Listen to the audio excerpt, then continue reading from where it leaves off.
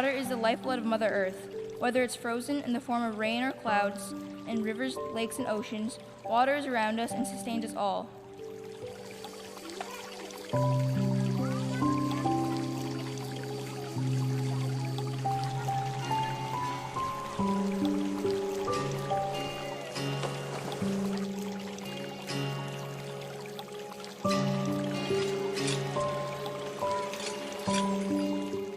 The water crisis is a global crisis. Hoy es 22 de marzo, Día Mundial del Agua. Acabamos de ver unos pequeños fragmentos de un vídeo de Naciones Unidas sobre el agua que sirven de marco para esta charla que vamos a tener. Vivimos en un planeta que se podría llamar el planeta azul o el planeta agua en vez del planeta tierra, donde el agua hace posible la vida, pero también donde su carencia hace imposible la vida o su contaminación. Por eso vamos a tratar de exponer algunos aspectos fundamentales de este problema. La primera pregunta es, ¿hay agua en el mundo? Bueno, pues hay tanto agua en el mundo que si el mundo fuese plano, estaría cubierto por una capa de agua de unos 3.000 metros de altura. Luego realmente vivimos en un planeta donde lo que domina, sobre todo, es el agua. El agua es vital, por eso cuando vamos a Marte, lo que los científicos buscan es signos de que en ese planeta o en cualquier otro sitio hubo agua, porque desde nuestra concepción científica actual, sin agua no puede haber vida, por lo menos la vida tal como la conocemos. Es verdad que en nuestro planeta el agua es finita, porque el planeta es finito, pero hay muchísima agua, muchísima. Lo que pasa es que el agua es frágil. El agua, esas moléculas de H2O, pueden estar contaminadas de una manera física, plásticos, de una manera química, con compuestos, y de una manera microbiológica, orgánica, etc. Luego el agua es frágil y ese es el mayor problema del agua. Cuando hablamos del problema del agua, estamos apuntando por ahí. El agua está en la tierra y es patrimonio común de todos. Esas son las tres ideas para empezar esta charla. El agua tiene incertidumbres, o nos produce incertidumbres. Todos estamos de alguna manera preocupados por el agua. Hay quien dice que la Tercera Guerra Mundial será una guerra mundial por el agua. Yo no lo creo. Pero sí que hay incertidumbres. Cuando alguien le dice, una madre a su hijo o quien sea, oye, apaga el grifo que se gasta el agua. Es como que tenemos un cierto miedo a que la cantidad de agua que haya no es suficiente. Eso no puede ser cierto, hay muchísima agua, ¿no? Pero sí que tenemos esa sensación de que el agua se gasta. El agua no se gasta, siempre hay la misma. En la Tierra, en el planeta Tierra, siempre hay la misma. Ni entra ni sale de la atmósfera. Tenemos siempre la misma cantidad de agua. Lo que puede variar mucho es la calidad, como estamos diciendo. No toda el agua nos vale para las necesidades que tenemos. Aquí en este gráfico que tengo detrás podéis ver un poquito cómo se distribuye el agua en el mundo. La mayor parte del agua está en los océanos, el 97,5% del agua está en los océanos, luego es un agua salada, que se puede hacer dulce si queremos también, y un 2,5% es agua dulce, pero la mayor parte de ello está en los glaciares, luego tampoco es un agua disponible. Y está también en el permafrost, y está en aguas subterráneas, mucha de la cual podemos aprovechar y otra mucha no podemos aprovechar. Y al final pues nos queda el agua de la atmósfera, el agua de la superficie y el agua que podemos aprovechar dentro de las aguas subterráneas, que por ahora todo ello se muestra suficiente. Además, la naturaleza tiene la generosidad de que llueve más agua sobre la superficie terrestre de la que se evapora. Por lo tanto, siempre tenemos un exceso de agua que va corriendo por nuestros ríos y como dice la canción, como dice el poema, nuestra vida son los ríos que van a dar a la mar. Pues así son los ríos nuestros, ¿no? Vale, pues como veis también hay una distribución por continentes, de tal manera que todos los continentes tienen agua y tienen agua en gran cantidad. Lo cual no quiere decir que no haya zonas como el Oriente Medio, como zonas de África y otros desiertos, que tengan una escasez de precipitación y por lo tanto escasez de agua. Cuando hablamos del problema del agua, ¿estamos hablando siempre de lo mismo? ¿O de qué estamos hablando? Pues evidentemente no estamos hablando siempre de lo mismo. El profesor Pedro Arrojo, de la Universidad de Zaragoza, y también colaborador del Centro Fecultura de Zaragoza, establece como 4 categorías éticas en relación a la escasez. Se puede hablar del agua como agua vida, que es el agua que necesitamos para vivir, para beber, para cocinar, para comer. Ese agua vida es un derecho humano básico reconocido por Naciones Unidas y también por la Laudato Si, por el Papa Francisco, por la Carta Internacional del Agua, etc., ¿no? Agua vida. Aquí hay un problema y cuando el agua vida falta, pues se producen hambrunas, se producen enfermedades, se produce cólera, se producen desplazamientos, emigraciones, es decir, hay un desastre humanitario. Muchas veces cuando hablamos del problema del agua estamos hablando del agua vida. Luego está el agua ciudadanía. El agua ciudadanía es otra categoría, diríamos, un escalón inferior, que trata de que el agua que nos proporciona la salud, que nos proporciona cohesión social. Si en nuestras casas de esta ciudad donde yo vivo hoy faltase el agua en todas, pues lo que tendríamos es un fracaso de gestión, un fracaso de gestión administrativa y política, porque estamos acostumbrados a abrir el grifo y que salga el agua, estamos acostumbrados a tener agua caliente, a ducharnos, a tener un buen saneamiento, etc. Es el agua que nos proporciona una vida cómoda y saludable. El agua que riega nuestros parques, etc. Luego está el agua economía. No hay función productiva prácticamente sobre la faz de la tierra que no necesite el agua para llevarse a cabo. Nuestros alimentos llevan el uso del 70% del agua que utilizamos en España. Para producir los alimentos, el 70% del agua que utilizamos en España se utiliza en los regadíos, en la elaboración de los alimentos, el transporte de los supermercados y ponerlo a nuestra disposición. Pero también fabricar un coche, también tener energía eléctrica, tener un ordenador, tener un cuaderno de papel, todo eso conlleva procesos en que el agua entra en juego.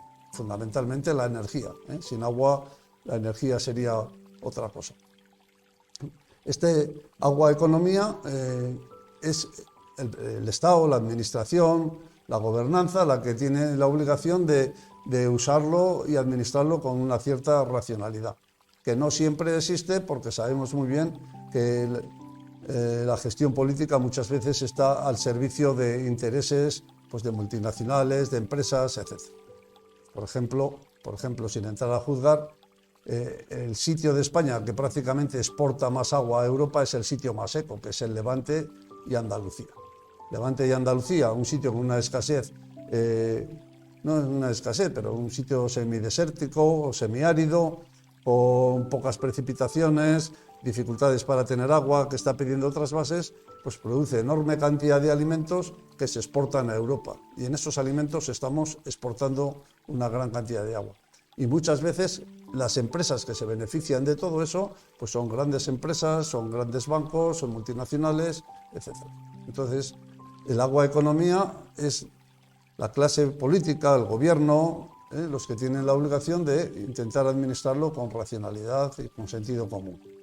Luego está el agua delito. El agua delito son los usos productivos ilegales, que hay muchos más de los que nos parecen. Hace poco hemos celebrado el aniversario del asesinato de Berta Cáceres, una activista medioambiental en Centroamérica, que se oponía a que una presa destruyese la parte de vivencia o de vida de las comunidades indígenas en Centroamérica.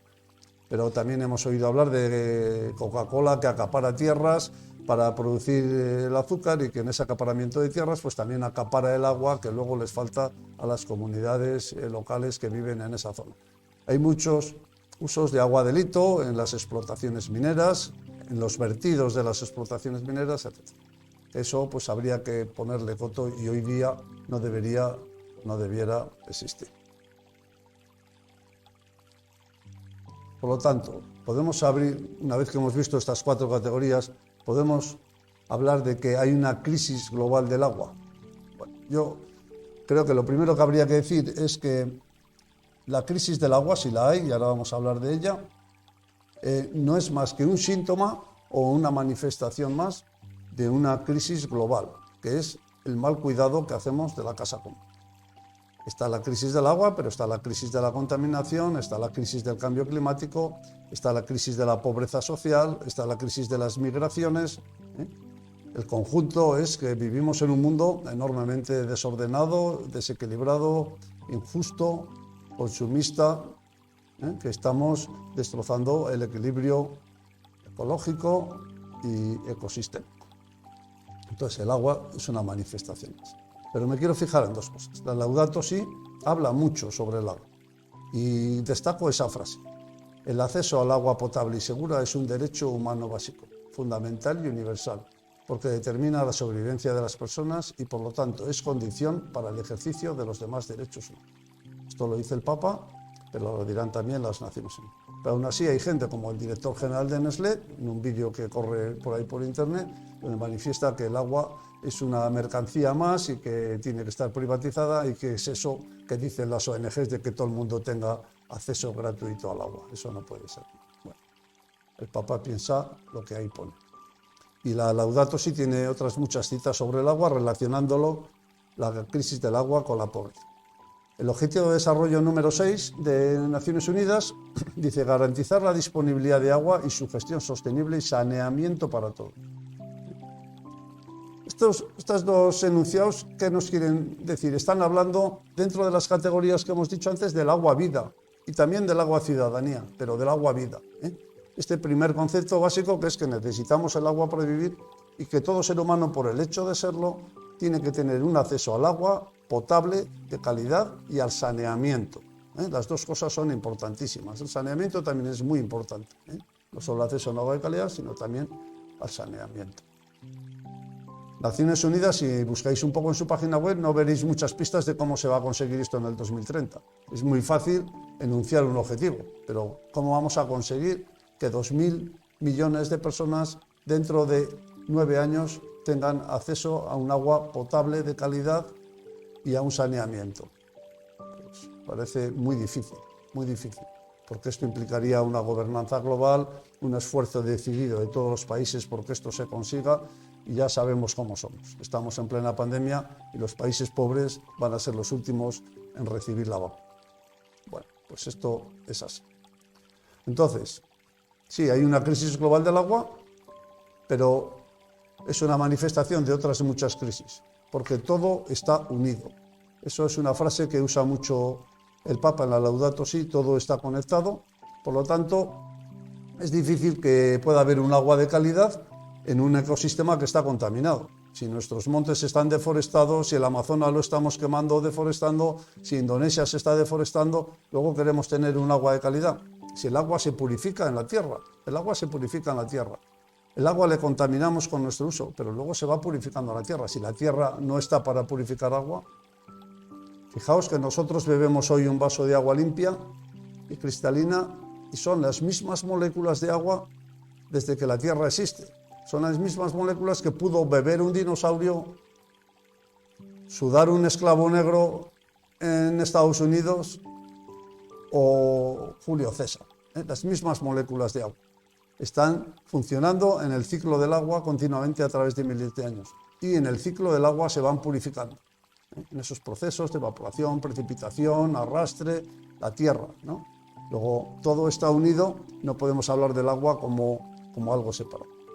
Y además es verdad que cuando la calidad del agua es mala, a quien más afecta, como todo en esta vida, es a los pobres. Por lo tanto, el problema del agua es un problema también social, es un problema de justicia social. Como pasa con la pandemia, ¿a quién afecta más? A los pobres. Hay una frase en este cartel que tengo detrás, la última, que es muy significativa. Dice, el agua corre en dirección al poder. Donde el poder se acumula, allá llega el agua que se robó en otro sitio. Y esto es una verdad como un templo. El ejercicio del poder, muchas veces corrupto, prevaricador, hace que los problemas del agua, que ya de por sí pueden ser importantes, se agraven. Hemos estado contaminando el agua sin ningún tipo de... hasta que la gente ya hemos dicho, pero ¿qué pasa si el mar está lleno de plástico? Pero mientras los poderes públicos han estado permitiendo esto, a veces por ignorancia y muchas veces por connivencia. Bueno, me gustaría en esta última parte del vídeo intentar un poco aterrizar bajo esta pregunta. Bueno, ¿yo qué puedo hacer? ¿Cuál es mi situación respecto al agua? Porque a veces tendemos a ver esto como un problema, bueno, es un problema que está en el mundo que a mí pues prácticamente no me roza.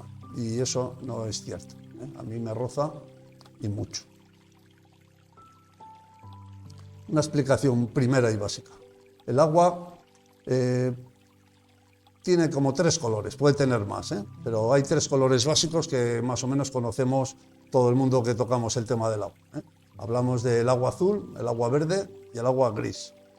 El agua azul corresponde al agua dulce que extraemos de los ríos o de los acuíferos. Ese es el agua azul, el que viene a nuestra ciudad, viene del canal del Pisuerga, del canal de Castilla, del canal del Duero, o viene por un río, eso es agua azul. El que usamos para regar en la finca, pues lo cogemos del río, es un agua azul. Agua verde es el agua que cae en la lluvia. El agua de la lluvia es el que limpia nuestras calles con mucha frecuencia y además arrastra toda la porquería que tenemos en ellas. Es el que moja y riega nuestros pastos y nuestros cultivos, es el que alimenta nuestros bosques. Ese hablamos del agua verde. Y el agua gris es el agua dulce que se necesita para diluir la contaminación que producimos cuando utilizamos agua azul o agua verde. El agua gris, como el mismo color, pues habla del agua contaminada. Todos, en nuestra vida diaria, continuamente, estamos usando prácticamente de las 3 aguas, de una manera directa o indirecta. Y ese uso de las aguas es lo que se llama la huella hídrica. Cómo tú, persona, familia, municipio, provincia, autonomía, país, mundo, usamos el agua azul, verde y gris. Esto es muy importante porque este uso que estamos haciendo del agua, en parte, unido a otras circunstancias, es lo que hace que 2.000 millones de personas no tengan acceso al agua potable. O sea que la consecuencia es grave. Entonces, la huella hídrica lo que coge es el agua virtual, es decir, todo el agua que ha tenido que ver en la producción de bienes y servicios. Para comprarme unos zapatos, me compro unos zapatos, ¿esto qué tiene que ver con el agua? Pues hombre, esos zapatos tienen piel de ternera, esa ternera se ha criado en Checoslovaquia, ha comido soja producida en la selva del Amazonas o en Paraguay, eso ha viajado, bueno, eso ha tenido un proceso donde el agua ha sido muy importante, porque la soja se produce con agua, los cereales que ha comido esa ternera, tus zapatos igual llevan ahí 1.000 o 1.500 litros de agua, pero también tus alimentos, también tus coches, también tu ocio, todo tiene que ver con el agua. Entonces uno puede intentar hallar su huella hídrica. Todo lo que producimos y consumimos tiene que ver con el agua. Tiene agua azul, tiene agua verde y tiene agua gris. Esta infografía de la FAO es muy sintomática. Ahí vemos que una taza de café cuesta producirla en agua virtual, diríamos, unos 35 litros, agua verde, gris, etc. Una patata, 25 litros, un huevo frito, 135, un huevo sin freír, 135 litros, una chuleta, 7.000 litros. Entonces ahí veis la gran diferencia que hay entre producir unos vegetales, tomate, manzana, patata, un huevo, incluido un vaso de leche, a producir carne de vacuno, por ejemplo.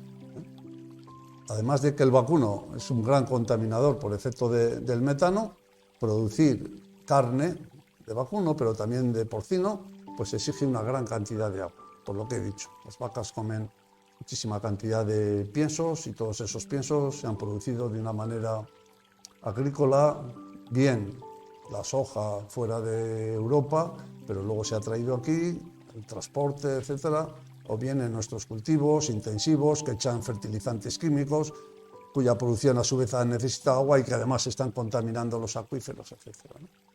Entonces, yo creo que una de las cosas que puedo hacer yo es examinar cómo utilizamos los bienes y los servicios a diario y qué repercusión tiene eso en el consumo de agua y sobre todo en la producción de agua gris, de agua contaminante. Si yo como productos que están elaborados en una agricultura química intensiva e industrial, Eso produce una gran cantidad de agua gris. Eso es así. Entonces habrá que decir, voy a intentar consumir productos que sean ecológicos, que sean producidos de una manera sostenible, que sean locales. Nuestra alimentación indica nuestra concienciación sobre el uso del agua, sin duda.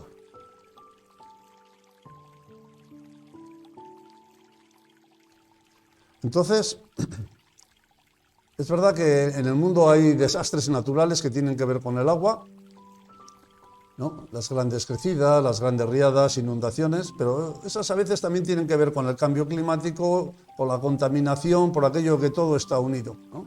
Pero hay otro uso del agua, que es el agua contaminada, en el que entramos todos, ¿eh? Las islas de plástico que hay en el océano, agua contaminada por cientos de años venideros, que no sabemos hasta cuándo, el que no puedas beber agua de un manantial en el monte, el que haya que depurar todas las aguas porque siempre vienen contaminadas, eso tiene que ver con nuestro uso del agua. Y ahí está el poder del consumidor. ¿Qué puedo hacer yo? El poder del consumidor. Dice el Papa Francisco en la Laudato Si, consumir es un acto moral. Consumir es un acto moral. Quiere decir que cada vez que estoy haciendo un acto de consumo, estoy tomando una decisión que puede ser más acertada, menos acertada, con más consecuencias o con menos consecuencias. Pero lo que es verdad es que todo lo que hago tiene consecuencias en el tiempo y en el espacio, a mi alrededor e incluso para las generaciones venideras. Entonces, yo creo que a nivel global, nuestra obligación sería concienciarnos, formarnos y tener conocimiento de qué es el ciclo del agua, cómo funciona, qué es el agua gris, cómo se contamina el agua, cómo mis acciones están contaminando el agua, apoyar a organizaciones, apoyar campañas que hay en Internet muchas veces donde nos están indicando multinacionales, empresas, conflictos, políticas que influyen en el tema del uso del agua y apoyar causas justas. Luego, a nivel local, a nivel de lo que podemos hacer cada uno en nuestro medio y en nuestro entorno, podemos hacer muchas cosas y son muy importantes. A veces quitamos importancia a las pequeñas cosas y las pequeñas cosas cambian el mundo. Nuestras pequeñas acciones de separar basuras, de cerrar el grifo del agua, de dejar de comer carne un día o 2 días a la semana con el ahorro de agua que eso supone, son acciones que nos cambian a nosotros por dentro y a nuestras familias y a nuestro entorno, ¿eh?